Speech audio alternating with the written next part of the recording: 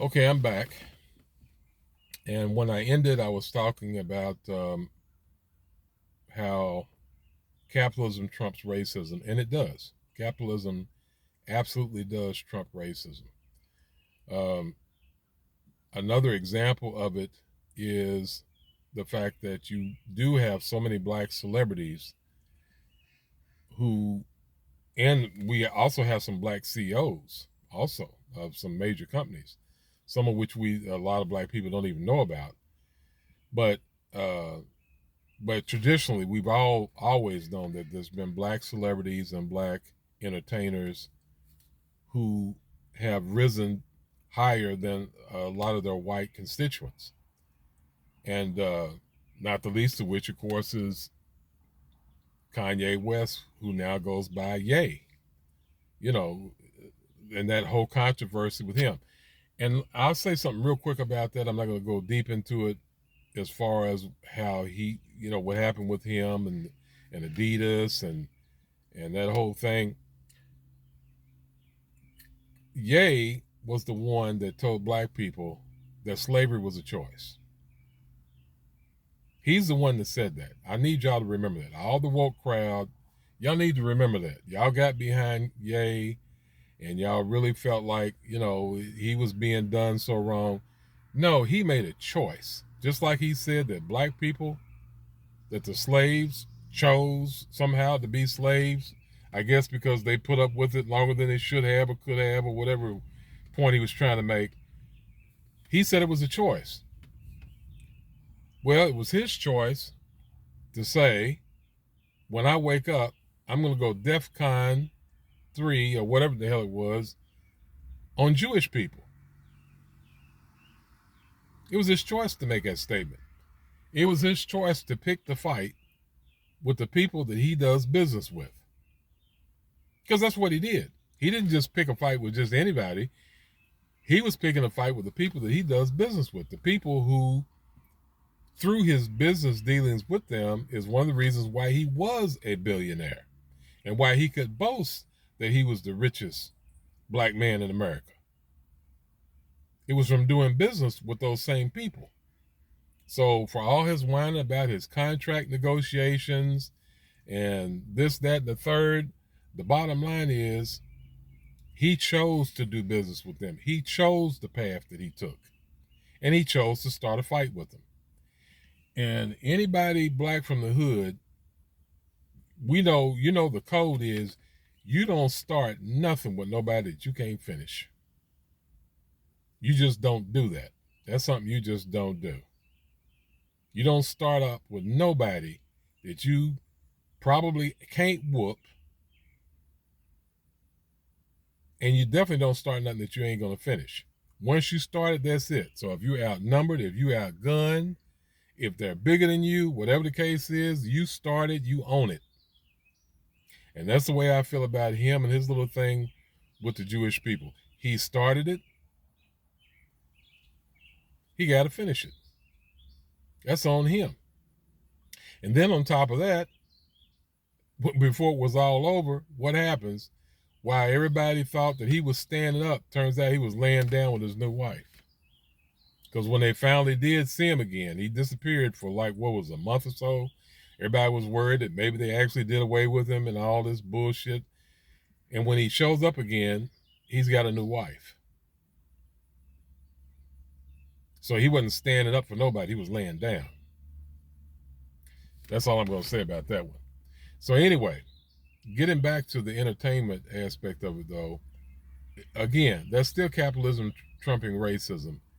Black people tend to want to act like because only certain black people can make it there, that they're purposely only letting certain people become rich and famous. And then it comes with a high price, and then, they're being controlled and they're really just modern day slaves. I'll tell you what, I've never known a slave to be able to marry a white woman and have several different white women and not get lynched. That's what happens to slaves. I don't understand how they could be even remotely called a slave. Slave didn't own mansions. Slave worked at mansions. Slave cleans mansions, but they didn't. And they may have lived on a shack outside of the mansion, or they may have lived in the attic if they were a butler, or somebody lived in a domestic capacity, the attic or the cellar. But they didn't own the mansion. And they didn't own several mansions and jets and all that, even though, of course, they did have jets back in those days. But they didn't own all that stuff. You didn't own anything as a slave. You worked for free. That's what a slave is. So to me, to try and say that just because the fact that you can't do everything you want to do and say everything you want to say means that you're nothing but a slave, that's silly to me. That's foolishness. Because white people can't do that either.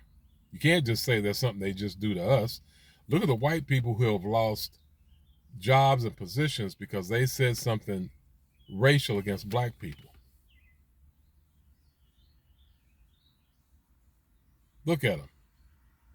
They jumped on Roseanne. They jumped on I can't ever remember that other woman, the one that fries the chicken or whatever. They shut her show down. They shut Imus down. Rush Limbaugh was on Monday Night Football. He was getting ready to purchase a team. All that got shut off because he made some racial slurs. They do that to white people all the time. So are they slaves too? Or is it, again, capitalism trumping racism? You think that they really did, those white people really lost their shows and their careers and the money that they lost because they love black people so much? No. It's because of the fact that it was what they said was tied to money. It was tied to a money interest. It was going to cost somebody some money by what they said. It was going to be viewed negatively. It wasn't going to end up being anything that they could make any money off of. It was going to end up being something they were going to lose money off of. And because of that, they said, we're going to sacrifice you for the money. That's capitalism trumping racism. That's another example of capitalism trumping racism. So again, when black people do make it, it's not because they just let a few of them squeeze through. It's because they made money for him. Ye became a billionaire because of the money he was making for them. P. Diddy, Rick Ross, Dre, Jay-Z, all of them have the money they have because they understand capitalism, because they use capitalism in order to become as rich as they did. You can come up, you can talk about the Masons and the Illuminatis and all that crap. I don't know if any of that's true or not. I don't know. There was a time when I read up on all that stuff and I tried to follow it all. And, I bought the book about how the Federal Reserve was started. And it talked about the Illuminati and it talked about different players, key players and all that. And it finally dawned on me one day. I'm like, wait a minute. The plan to take over the world and eliminate, what is it, half the population and whatever else they claim they're going to be doing. This plan to do all these things to us, could I really buy that plan in a paperback book at a bookstore? Would they really be careless enough to put, these are people who really like their anonymity.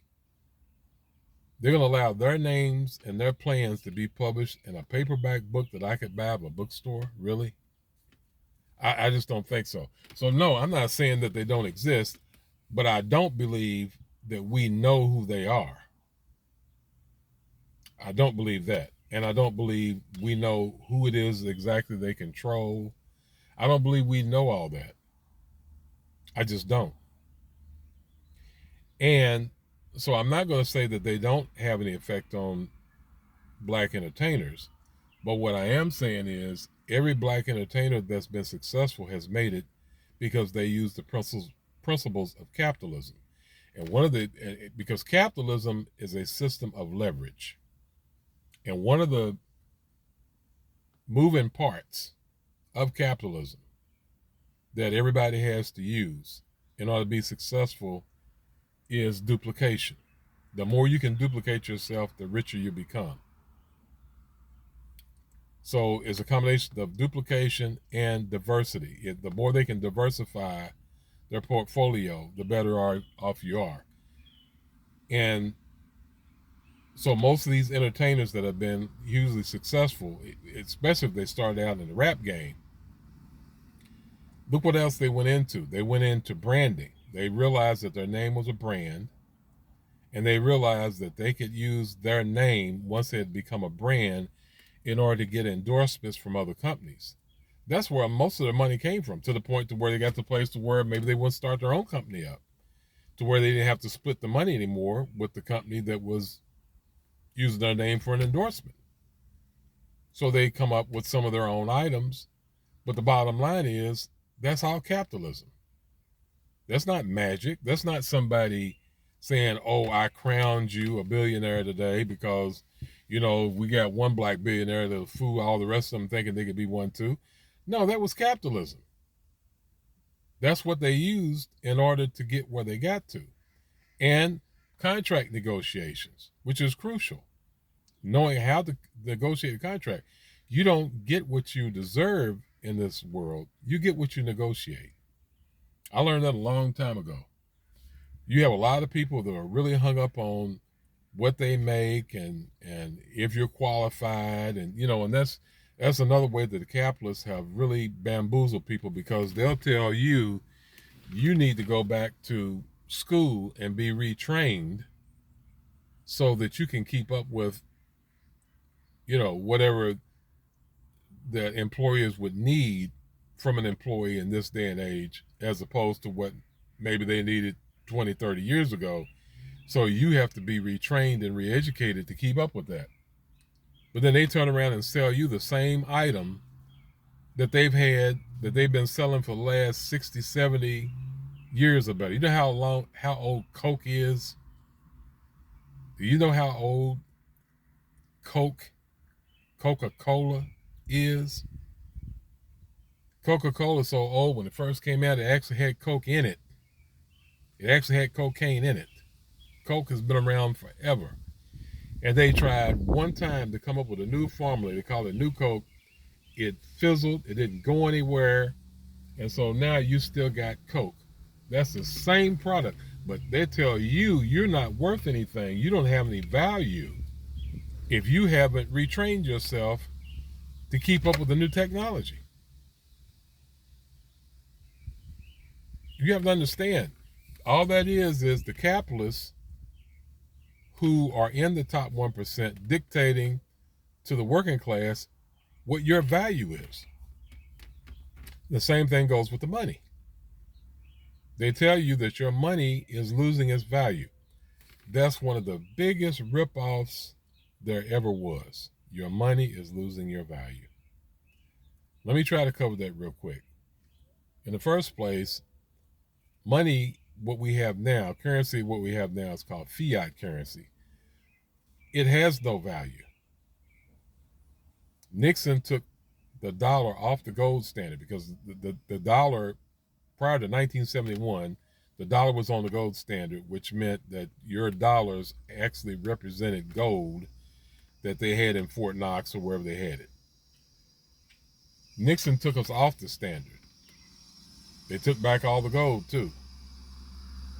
And so now we have what they call fiat currency, which means it just represents gold or silver, but that's it. It's not worth anything. And so they're going to tell you something that's not worth anything has now suddenly lost its value. And let me skip back to that. I'll get back to that in a second, but I want to tell you, I learned capitalism from people who did not teach the kind of capitalism that you learn in school, that most people learn in school. I didn't learn about capitalism in school. I've read books on top of books on the subject. And one of the people that I first started learning capitalism about from was the guy that Robert Kiyosaki that writes the Rich Dad books. I was turned on to him better than 20 years ago. And I was just mesmerized because, and the way he writes his books, he writes in a very down to earth form. It's not the type of thing to where, and he'll tell you, getting rich is not a get rich quick scheme. You're not going to learn how to get rich reading his books. He tells you that. He makes no bones about it. But he breaks it all down because he knows that he was someone who wasn't real big on school himself. And so he knows that a lot of things don't get taught in school that should be taught in school. And he didn't learn what he learned from school. He learned it from someone who's actually putting these things into practice. And in one part of the book, he talks about the fact that he wanted to buy a Bentley. He wanted to buy a new Bentley. And him and his wife had made a pact between them once they learned about the monetary system and how capitalism worked, that they would never buy anything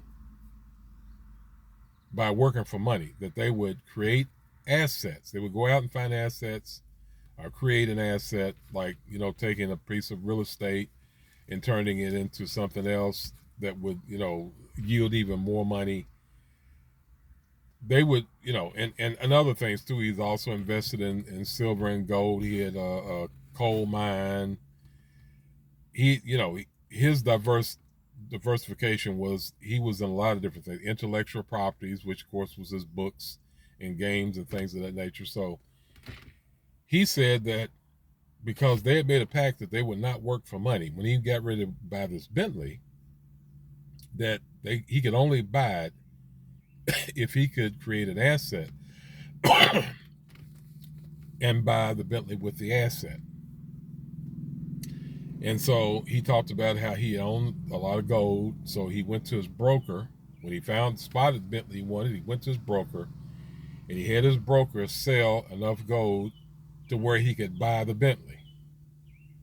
Then once his broker bought liquidated the gold to the cash, he went and bought the Bentley. And he even admitted when he drove it off the lot, it depreciated. And that really knocked me back, because up until that point, I thought I was following him pretty good and I could understand where he was coming from. And now he was doing something that to me seemed like hustling backwards. You're going to take an appreciating asset like gold and buy a depreciating car. That's backwards. And he bragged about it as though that was a real big deal. And I can be slow. I'm not no brainiac. I'm not a genius. I can be slow at times. So I had to really think about it. I had to reread it a couple of times. I had to think about it a lot until I finally understood the point that he was trying to make. And even though he said it, but it still kind of went over my head until I really thought about it. It was all about the fact that he said the rich do not work for money. He said money, he calls cash trash. He says cash is trash. The rich doesn't work for money. And so what he really means by that is they don't work for paycheck money. Because he says he would never work a high-paying job, because a high-paying job means you have to pay a lot of taxes. But as an investor, and especially as a accredited investor, which he said later on that he was, he could make business deals where he could, the taxes would be a wash. They could show enough depreciation. Let me get it out. Depreciation from some of his properties or the business. He could show enough of that to offset the profit and not have to pay. Or if he bought a piece of property with loan money from a bank, he said they cannot tax that money. So his whole thing was the rich don't work for money, and he considered himself to be doing what rich people do. And so he was proud of himself because he didn't buy that Bentley with paycheck money. Obviously, he bought it with money, but he didn't buy it with paycheck money. He bought it with money that was derived from an asset that he owned. And so he said that the asset bought that money. So he bragged about the fact that he didn't have to use, he used other people's money, which was the bank's money when he would make his original investments. And he talked about using other people's time. Well, in this case, it was the broker that liquidated the gold into cash because he didn't have to spend any of his time doing that. He said in the book that the broker had to take time away from his family to do that. He wasn't going to do it. And so I say all that to say, to let you know, the thinking pattern of a capitalist is nothing like the thinking pattern of a working person. The morals and scruples that they train us and engineer us to have are not the ones that they live by, because they don't even believe for working for money at all. These are the same people that, if they're billionaires, are paying somebody in their organization close to minimum wage, which to me is a sin within itself. But they don't believe in spending their money. They believe in spending other people's money, not their own money. And they don't believe in